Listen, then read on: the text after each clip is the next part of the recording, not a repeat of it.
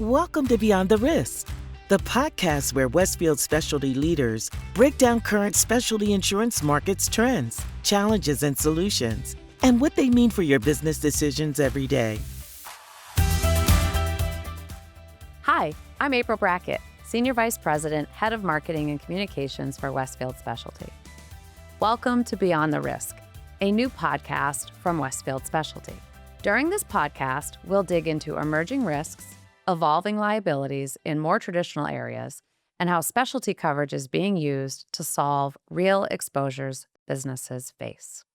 In this episode, we'll explore what specialty insurance really is, where it fits in today's market, why it's growing so quickly, and what brokers and insureds need to understand as this part of the industry continues to evolve. For decades, standard insurance worked because risks were easier to define. Business models were more predictable, and loss patterns were well understood. But that world has changed. Companies today operate with more technology, more regulation, and more public exposure.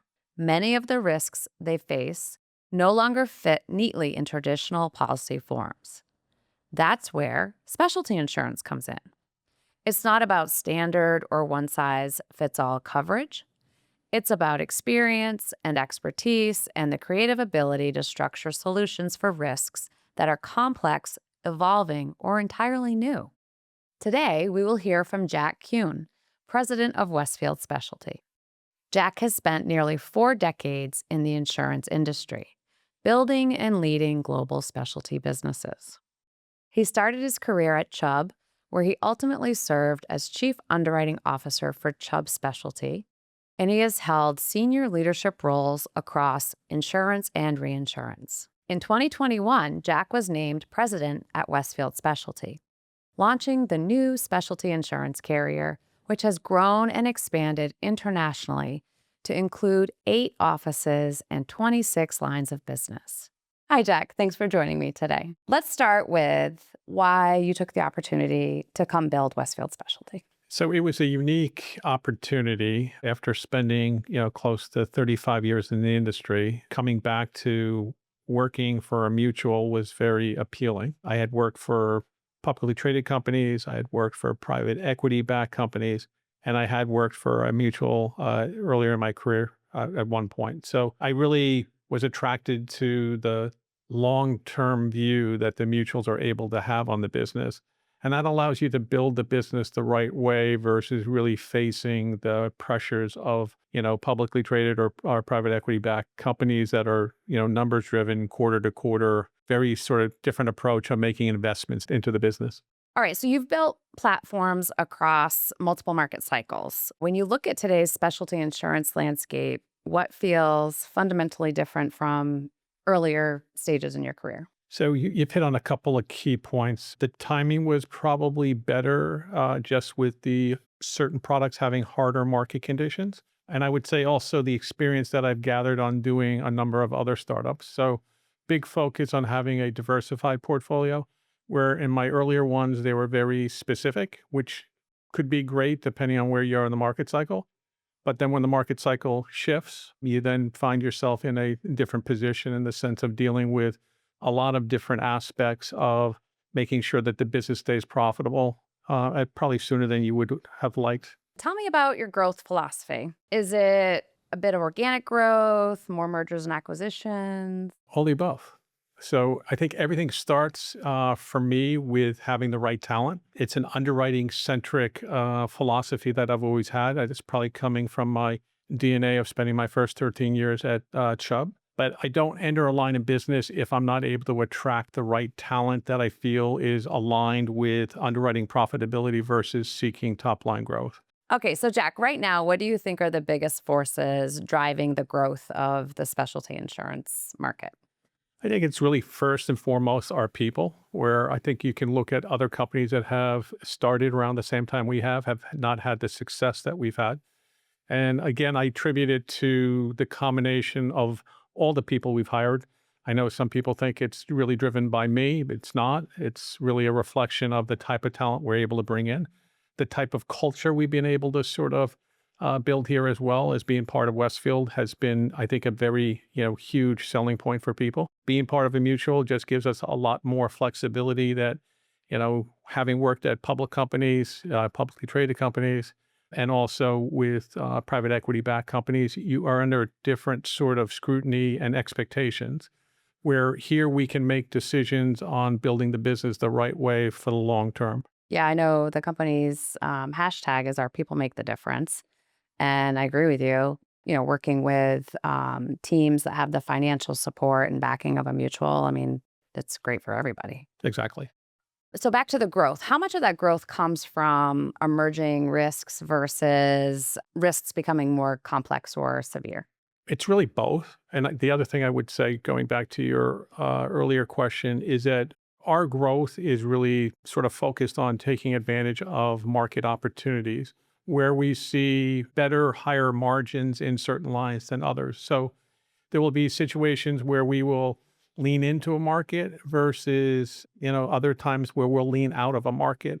And we've had a couple of situations like that over the last 5 years because our focus is always going to be about the profitability of the portfolio. So when we started, the financial lines was coming into a very hard market. Unfortunately, it didn't last that long. So we started leaning out of that, waiting to see, in a sense, where that market was going to go. I know there's this, sort of high level sort of perception that there's one hard market and there's one soft market. I would tell you that it's many, market cycles that we see that really have an impact on the different products. So they're not always aligned and they're on different points of the journey of going through a complete market cycle. Other things I would say we've been creative on looking at transactions, whether it's been, the acquisition of Syndicate 1200, in 2022 going into 2023, or renewal rights deals that we've been able to sort of be a part of with companies making strategic decisions on realigning their portfolios. So I always like to say to the staff, I really want us to take advantage of market disruption and see where and what the opportunities might be for us. And sometimes there are opportunities and other times that they're not, and we just move on. Excellent. Yeah, and the two renewal rights deals have been very profitable, Yep.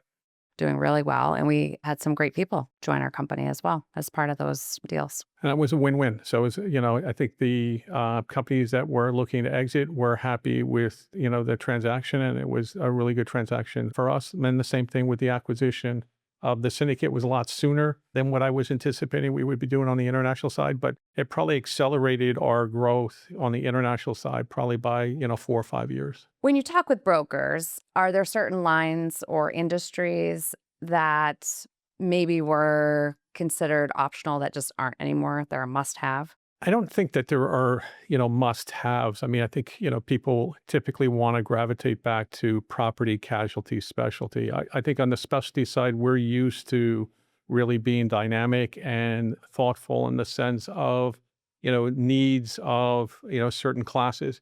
So, as we look at over time on the specialty side, I'll give you a couple examples. When I entered the specialty area in the mid 80s, directors and officers liability was a nice product, but really wasn't widely recognized or needed. They had a, court verdict of Smith versus Van Gorkum. I remember that because it was drilled into me time and time again of the reasons and the, rationale of why pricing really changed quite drastically and very quickly. And that really created the D&O marketplace because directors were now being able to be found personally liable for their decisions and their actions on sitting on boards. So it led to just a tremendous explosion of growth and some losses, but it was, a situation that really transformed the one product.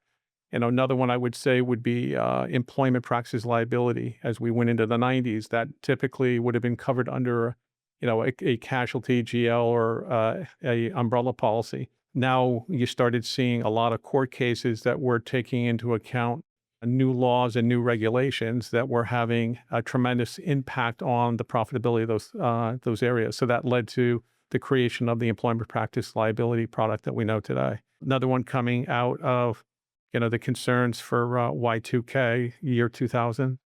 Yeah, I remember that. It was the end of the world was coming. because, as soon as we got rid of 1999, all the systems and, concerns that was going to have us to the value and the impact on your data, that led to cyber. I think the artificial intelligence, the AI conversations we're having today is that sort of next, I think, will be that type of product that we'll start to see.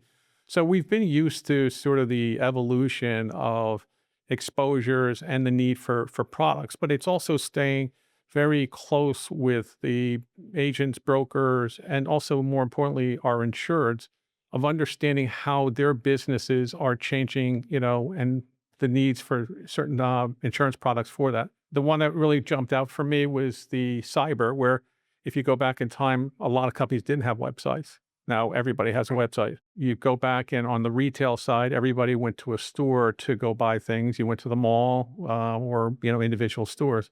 Now there's a lot of online purchasing. So it's been a transformation that we've had to respond to our clients' needs, as they were going through that journey, for themselves. Yeah, great examples. And you mentioned AI. That's the popular one now. It's definitely changing the way that we do business, changing the way that our insureds do business. I think you watched The Pit, right? Yes, I did. Yeah. Did you see that episode? Spoiler alert for everyone that's listening, but they were using AI to do their medical notes, Correct. and there was a mistake. There were a couple translation of going into AI on what exactly was said or how it was written. So, it's one of those with a perfect example that AI is not going to be contained into one particular segment. It's not a tech or an IT issue. We're talking about, all sizes of companies using AI. And this is the concern I have is that, I think really across the entire business platform, everybody's thinking about efficiency, cost savings. To me, what keeps me up at night is the exposures we're now going to be going into because of that. So The Pit was a perfect example of, making things efficient, faster, and better. But, they did put the caveat that it's 99.5%, accurate. That 0.5% could be a life and death sort of situation. And the impact that would have on the hospital because no one really was fact checking what was being delivered by AI, it would be a huge sort of problem of determining, where and how coverage would respond. I even had a personal situation where we took our dog to the vet and they had all these disclosures all around the office about they are now recording and using AI on all the visits. Oh, wow. So, again, it's a small, veterinarian practice, but, they're embracing it. So they're using it. So again, it's another reminder that this is going to be a very powerful and another significant transformation for the business community, but even more importantly for us as, insurance providers. Okay, one more comment about The Pit, because I'm also watching it and I love it. There was an episode too with the cyber attack. And they had a ransomware. Oh, that's right. It was a ransomware. It was a ransomware. And they took the preventative measure of shutting the systems down versus allowing them to be sort of, put malware in. So, but it goes back to show you that you need to be prepared with having a pen and paper because things do change.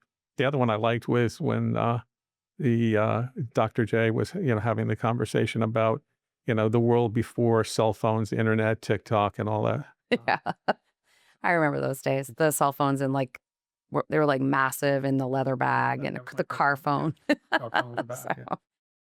Yeah, well, it'll be very interesting to see, and we'll see it. We'll see it probably in the next couple of years, 3 to 5 years, how AI really helps us and our customers and our brokers be more efficient. And we still need the human interaction, intervention, mediation. Yep.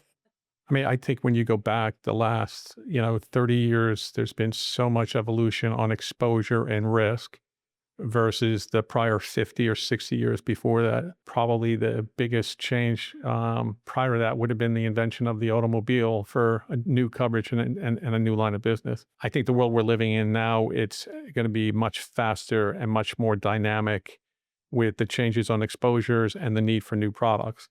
And that's really where we need to be on our front foot and understanding and anticipating what those product needs are going to be and having the conversations with the brokers and the insureds, understanding in the sense what the exposures that we're going to be sort of asked to sort of incorporate into their policies.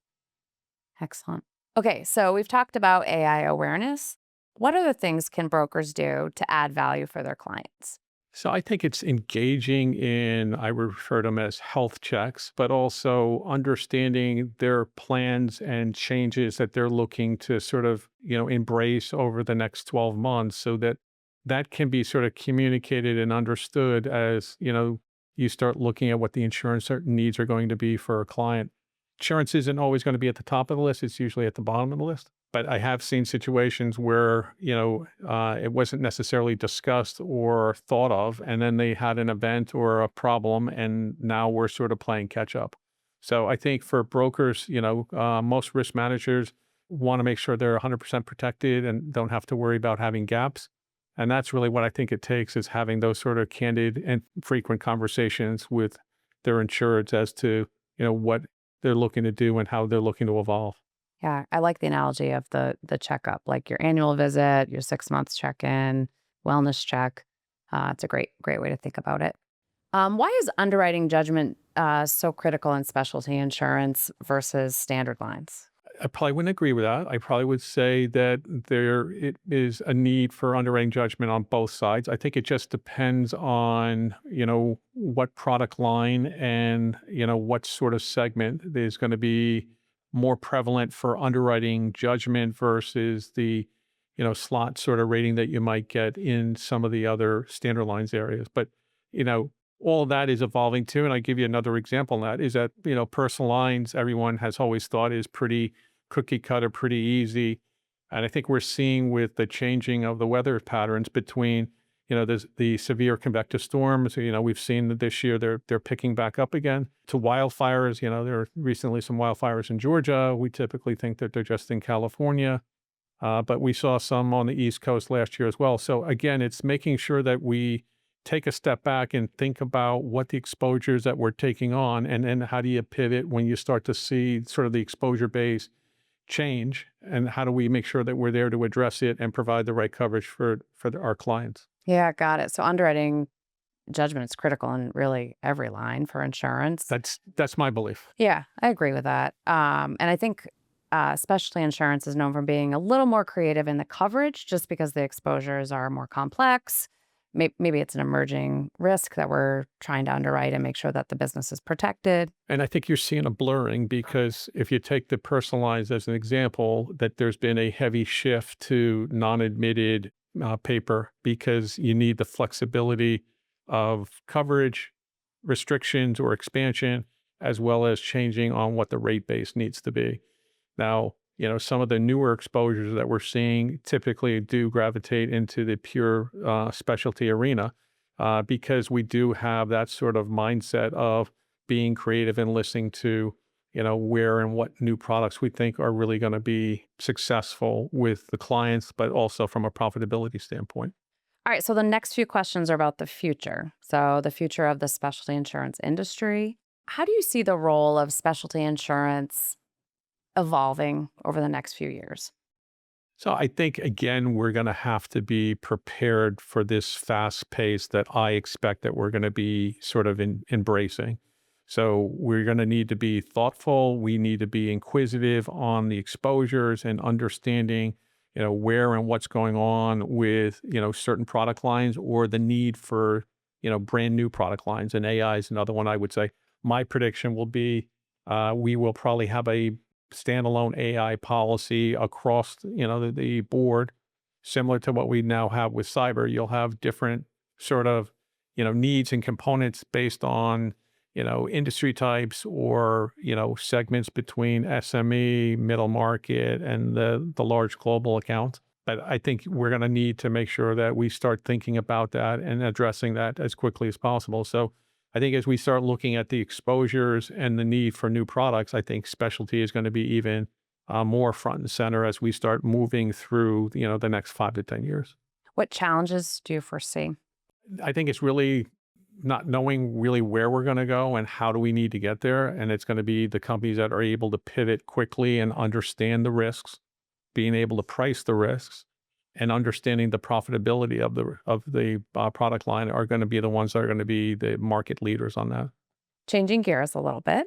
What should brokers and insureds be doing to prepare for where that specialty landscape is headed? I think it's really making sure they're communicating and understanding, the needs for the insurance industry to be able to adequately provide the right products and being able to price those products. The example I would give you now that it's front and center today will be, the concern with data centers. So 5 years ago wasn't really on anyone's mind. Now it's front and center that it's a huge issue and, there's a lot of opportunity. There's not enough capacity with the size and the scopes of how large these data centers are. But I think you're going to see more examples of that popping up.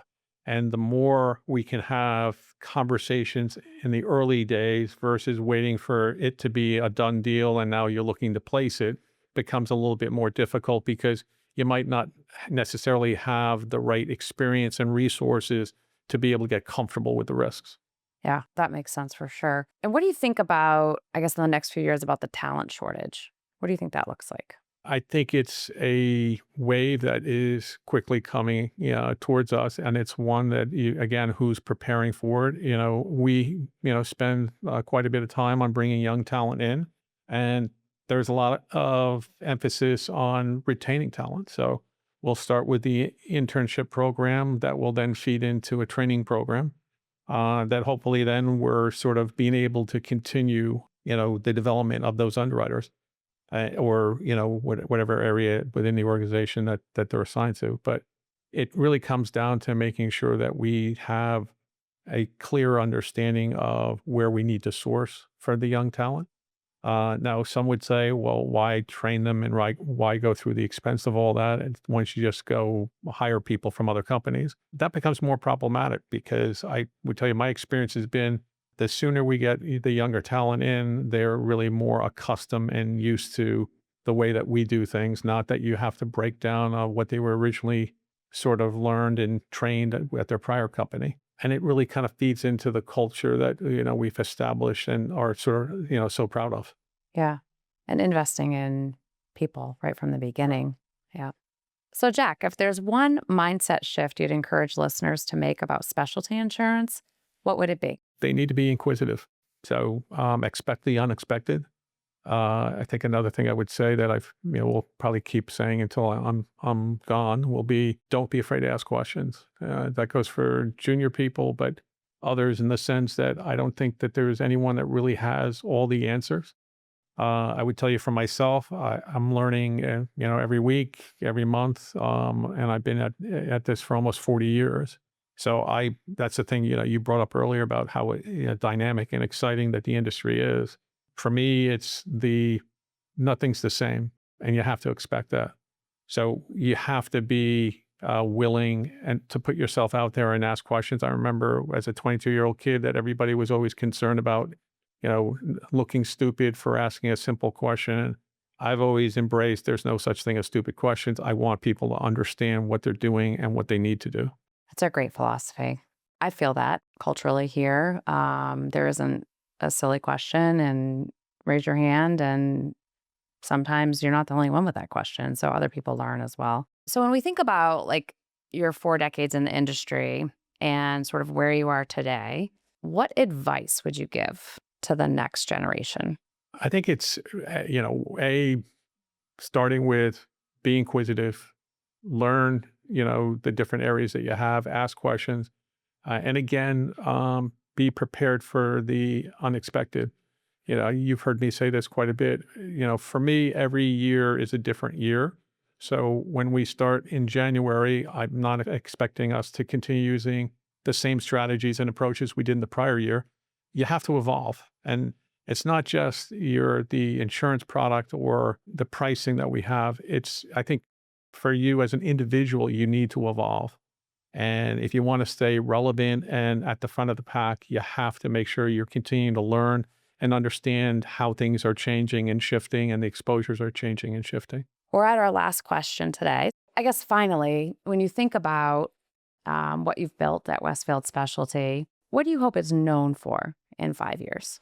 So I am hoping that we will always be known as an underwriting centric organization, one that is thoughtful, knowledgeable, and that clients are gravitating to because of that sort of experience and understanding of their risk. I think most risk managers have had interactions with want to make sure that their underwriters understand their company and their particular exposures, not being lumped in with an industry or a broader sort of group.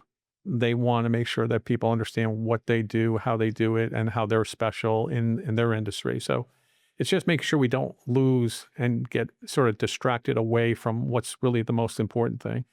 And I would expect that this will continue to be a very relationship oriented, sort of industry. And we got to make sure we don't lose sight of that and making sure that we are constantly, working on and developing and enhancing the relationships we have with our brokers, but even more importantly, with our insureds, that we're listening to what their needs are. Jack, thank you for joining me today. It's been a pleasure speaking with you. And to our listeners, thank you so much for joining us today. Please make sure to subscribe wherever you get your podcasts. I'm April Brackett. Thanks for listening.